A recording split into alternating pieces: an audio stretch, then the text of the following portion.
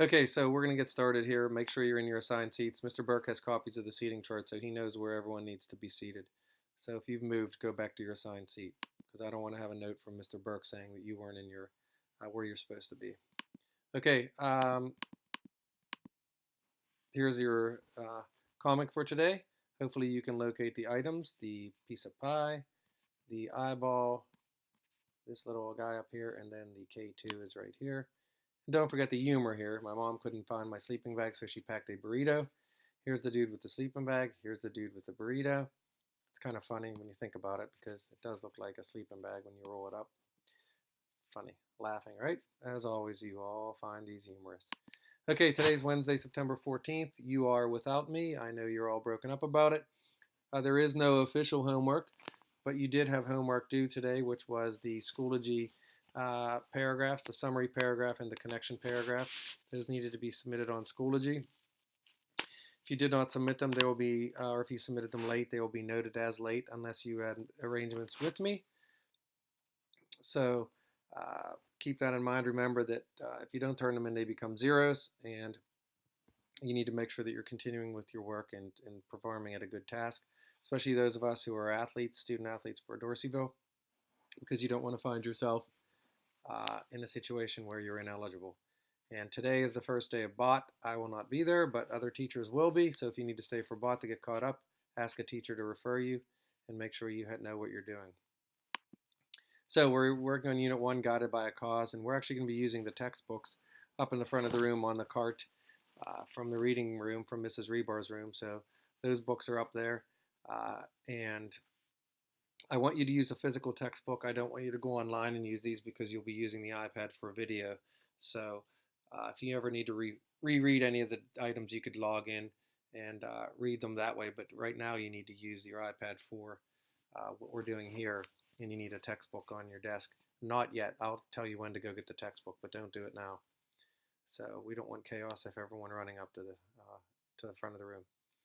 So okay, we do have some key literary terms that we need to go over first, and you need to know these for both as we're reading and for test purposes. These are things that you'll run across in language arts this year, reading class, next year, language arts, and going on into the high school. Some of them are rather easy. For example, number one is details. This is just basically facts and information. Central ideas, very easy as well. The main ideas are the most important ideas within a text. In order to identify the main idea, a lot of times you just have to look at the words or the sentences, and you could pull out what is the subject of the item. That's the main idea. Point of view is the perspective from which something is being told. Sometimes we have first person point of view, we have second person, we have third person.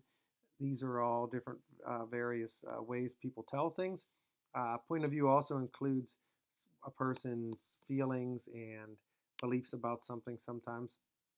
As that leads us to number 4, which is subjective point of view.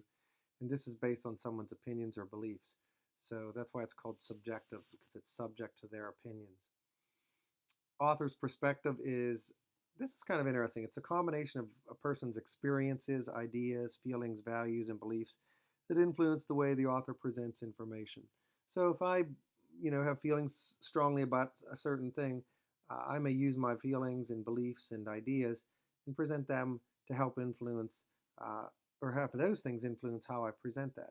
If it's positive experiences, then I might present this in a way that is positive. But if I have negative feelings and beliefs about something, then that might influence how I present it to someone, which could be in a negative way.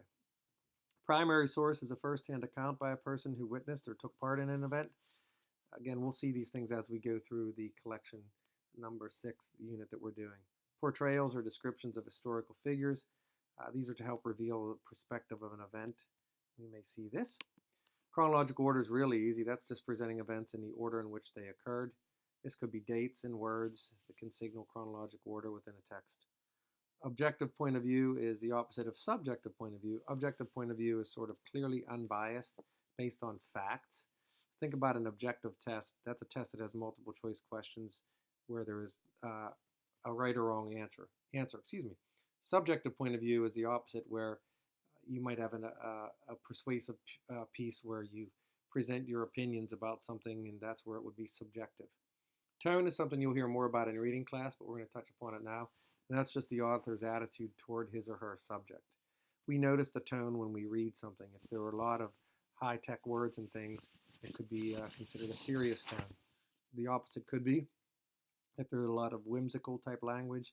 If we have a lot of lighthearted words, then the tone could be humorous or something close to that. Those are the 10 words. These slides will be on Schoology, and this Edpuzzle will be up, so if you ever have to review them, you could definitely check either one of these places, Schoology or Edpuzzle, for that. So before we start into our reading today, which we're going to be doing, I'm going to be actually narrating for you. We have to watch a quick video from our website that we have with the textbook. And so I'm going to log in here, and you'll be thrilled for that. Of course, I know you will.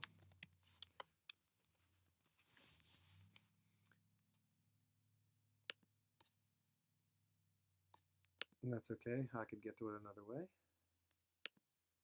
hope. Yes, here we go. So we're going to view this video together, and we will go from here.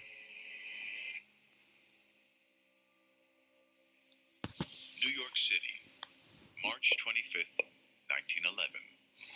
4:45 p.m. The Triangle Shirtwaist Factory, 8th floor. 260 girls work here, most of them teenagers.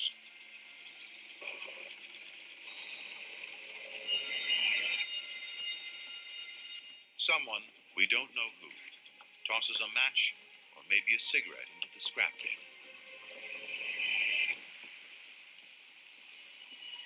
Eva Harris, a seamstress, smells burning. There's a fire, Mr. Bernstein. Production manager Samuel Bernstein grabs one of the 3 fire pails. But the fire is already spreading. There's a mad dash for the exit, but it is too narrow. Only one at a time can pass through. It's been designed that way so their bags can be checked for stolen fabric. There's a fire hose, but it's not working. No water! The only way to warn the floors above is through the switchboard 2 floors up on the 10th floor. Hello, switchboard. 10th floor. Fire! There's a fire! Put me through to the 9th floor. She drops the phone and runs to get help. The message never reaches the 9th floor. Samuel Bernstein races up the main stairs to help the 160 workers trapped there. But blocking the front door, there's a barrel of motor oil.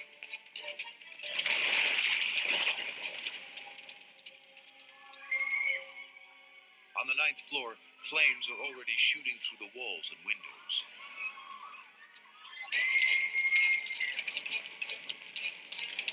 The girls on 9 rush to the fire escape, but it's locked.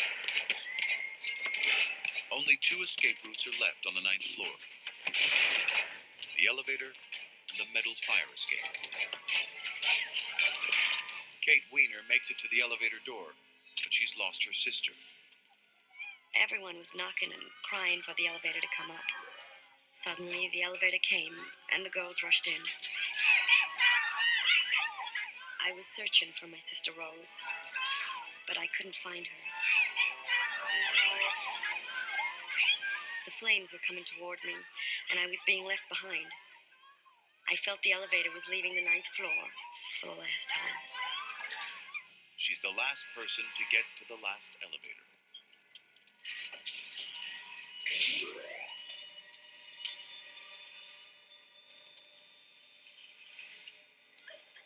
More than 100 girls are left behind to die. The only escape route left is the metal fire escape, but it collapses.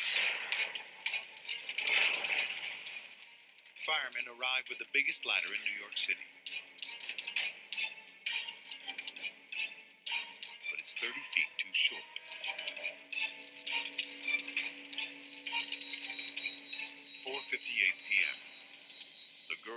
trapped on the 9th floor are out of options.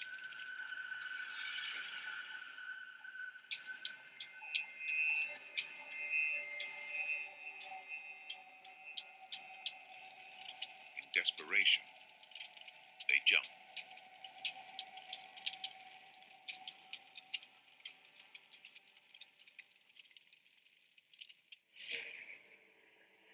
"5:15 p.m. The entire blaze is over in less than half an hour. 146 people die in the Triangle Shirtwaist Factory fire. There's a trial, but the owners walk free. It remains the deadliest workplace disaster in New York City history until September 11th, 2001. But some good does come out of it.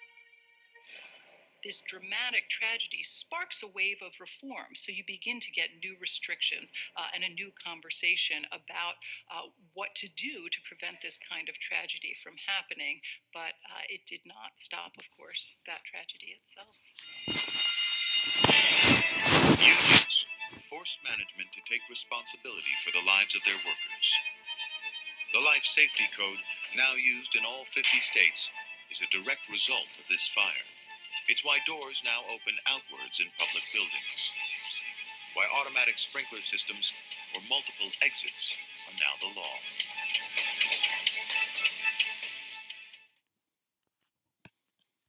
law. Okay, so we saw this video now, and what we're going to do is we are going to slowly, actually I want the only a couple people from each row going up to get the books. And then you're going to turn to page 265. So take a second and do that. Go to page and turn to page 265.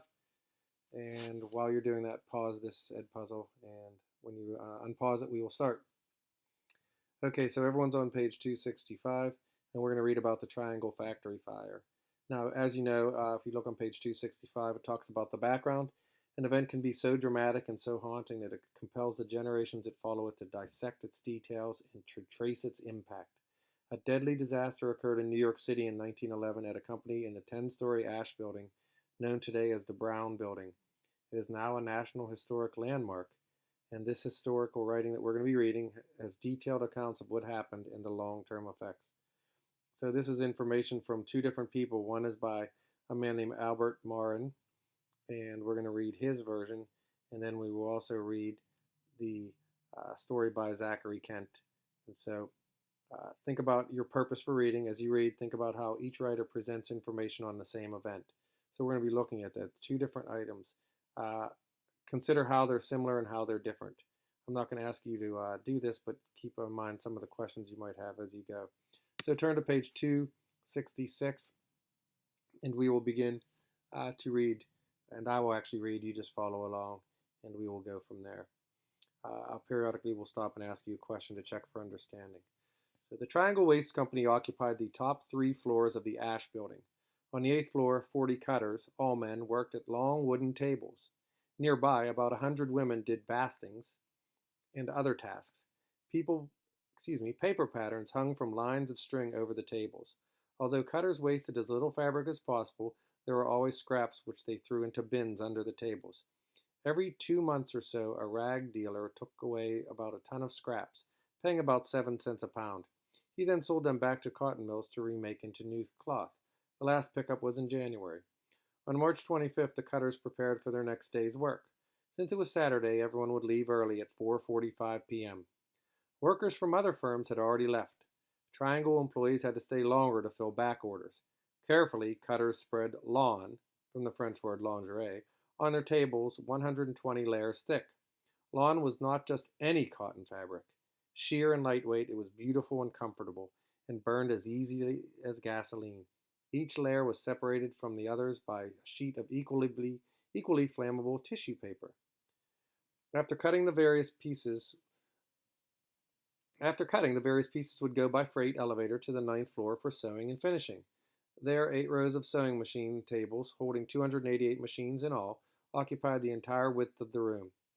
Only a narrow aisle separated one row from another.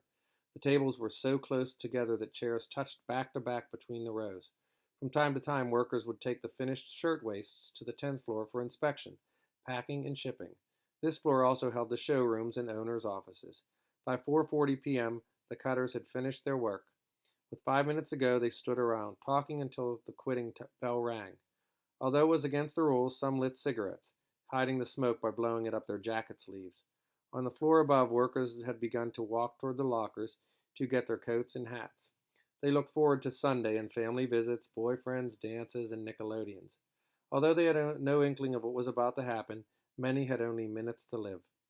We will never know for sure what started the Triangle fire.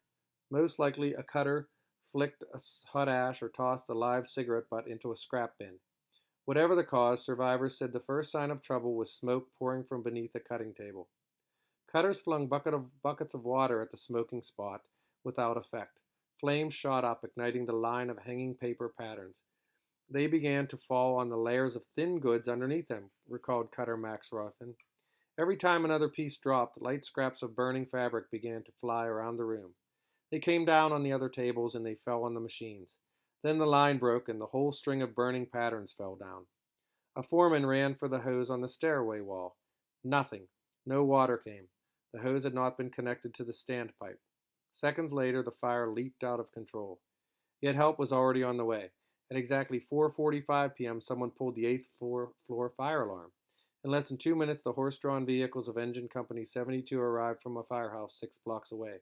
The moment they arrived, the firefighters unloaded their equipment and prepared to swing into action.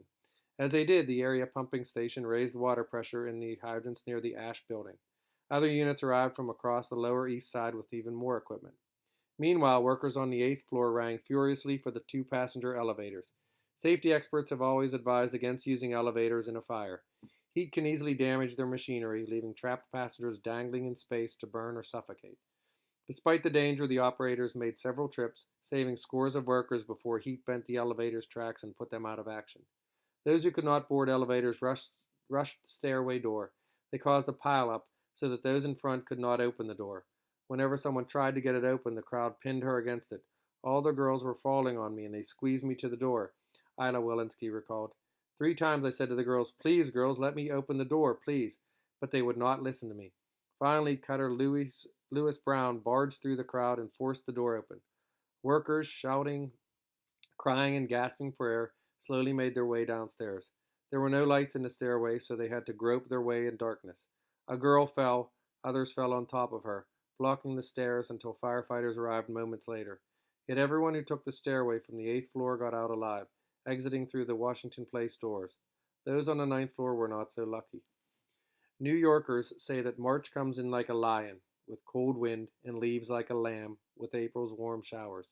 Now, as fire raged on the 8th floor, the elevator shafts became wind tunnels. Wind gusts made eerie sounds like the howling of great beasts in pain, while sucking flaming embers upward. On the 9th floor, embers landed on piles of finished shirtwaists and cans of oil used to make the sewing machines run smoothly. Instantly, the air itself seemed to catch fire. Had there been fire drills, surely more would have survived. Unfortunately, confusion reigned. Workers had to make life and death decisions in split seconds amid fire, smoke, and panic. It was everyone for themselves. I was throwing them out of the way, Mary Buccelli said of the women near her. No matter whether they were in front of me or coming back from in back of me, I was pushing them down. I was only looking out for my own life. Mary joined others who ran to the Green Street stairway. They made it down to the street or up to the 10th floor and the roof before flames blocked this escape route. Others headed for the elevators and stairway on the Washington Place side of the building, forcing open the doors to the elevator shaft.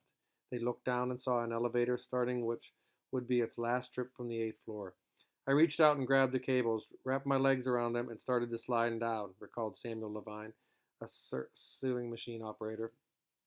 While on the way down, as slow as I could let myself drop, the bodies of 6 girls went falling past me. One of them struck me, and I fell on top of the elevator. I fell on the dead body of a girl. Finally, I heard the firemen cutting their way into the elevator shaft, and they came and let me out. Those who reached the 9th floor stairway door found it locked.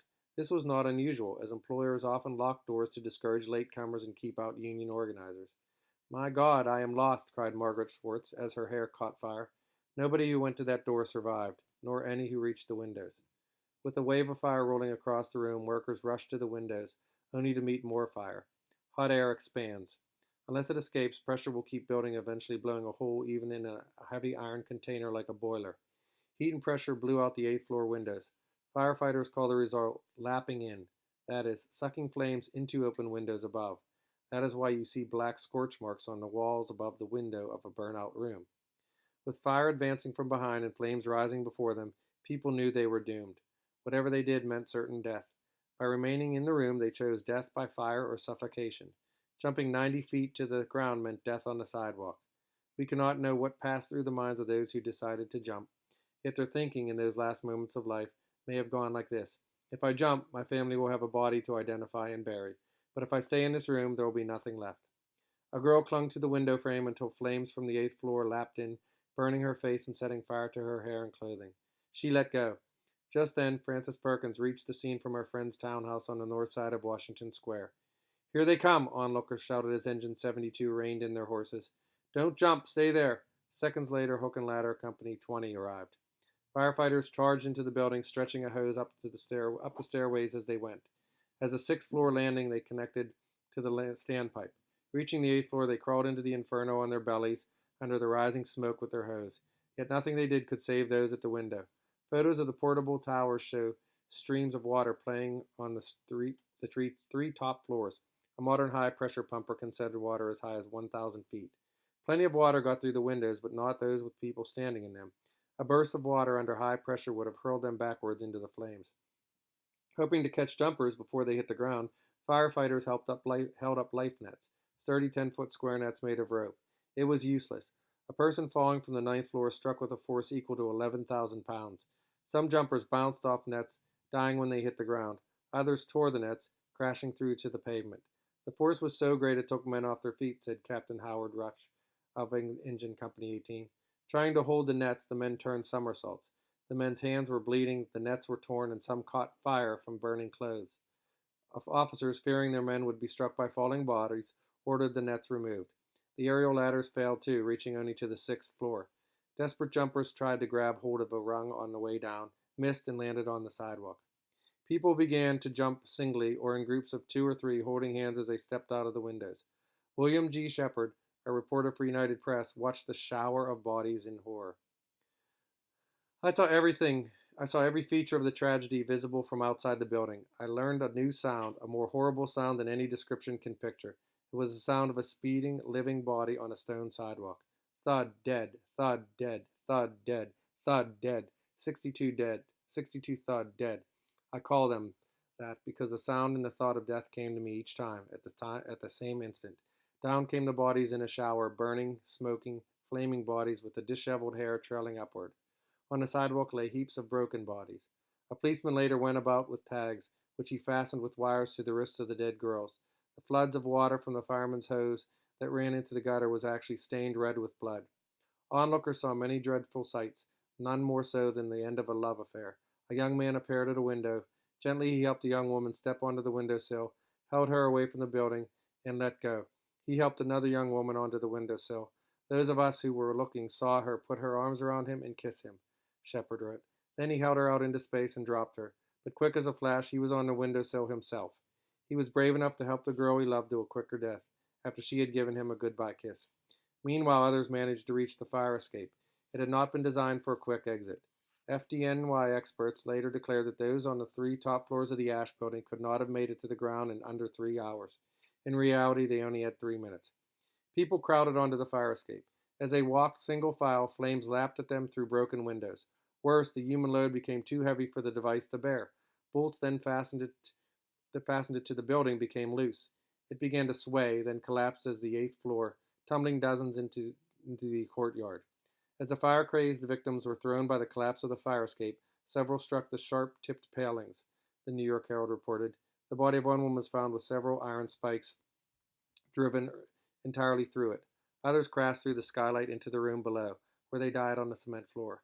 The 10th floor was the best place to be. Those who worked there or reached it from the floor below survived by dashing up the stairs to the roof.